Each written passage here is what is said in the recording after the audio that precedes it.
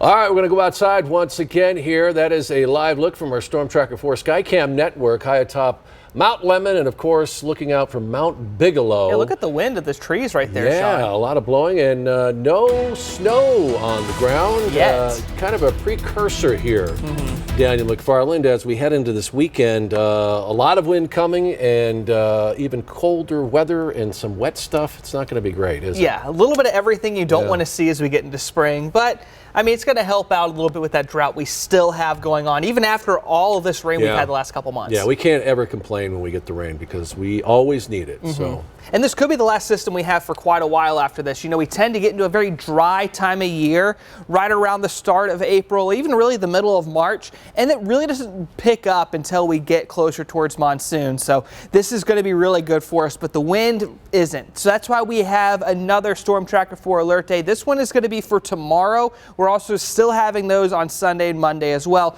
with the first impact for you being wind. If you go outside right now, you're already beginning to see a little bit of it, but it's going to be a lot stronger whenever we get into your day tomorrow, but it should begin to die down at a point during Sunday, and we'll get into that right now. But we need to talk about what you're expecting for the evening.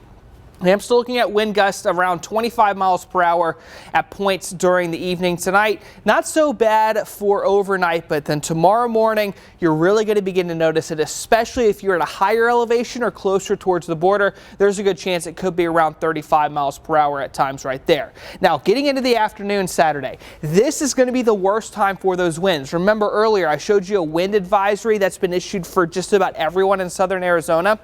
It's really going to be focused on that afternoon into the evening time frame because these winds aren't expected to calm down too much, even into early Sunday morning. But then look at this. All the way over towards the west, you're starting to see some projections here closer towards Yuma where the winds aren't so bad. That's because the front will be passing us by. So once that front passes us, we're not necessarily done with the rain chances, but we will be done with the stronger wind gust right now. Currently, those winds are happening just off the coast of California. Very strong center of low pressure seems to be right about there. If you were with us yesterday, you saw it off the coast of Washington. Now it's close to San Francisco, and you're starting to see some heavier rain in that area versus what we saw yesterday. So the system's going to continue to build and eventually move further down towards the south and then over closer towards Phoenix and Tucson. So once it stalls out there about later half of the day on Sunday, it's going to be causing us a lot of rain in between Sunday and Monday with the way things are shaping up so far. But let's talk about the timing, at least when it comes to the start of it out there, because I do think overnight Saturday is going to be just fine.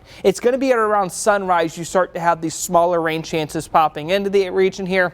Ajo, Lukeville, Sells, all of you are going to be having that rain really starting up before sunrise. But for Tucson, 10 or 11 o'clock is going to be when it's expected to get started. And even if you want to do an outside Easter egg hunt during the morning, you're still going to have those isolated showers being an issue. So I'd recommend those being inside. And once the rain starts up, it's not going to be calming down very much until we're done with the day on Monday. Could have a few isolated showers on Tuesday, but a bigger takeaway, Sean, for me at that time is 41 for a low temperature. So this heavy jackets we thought we didn't need anymore, we're going to need to pull those back out during that time.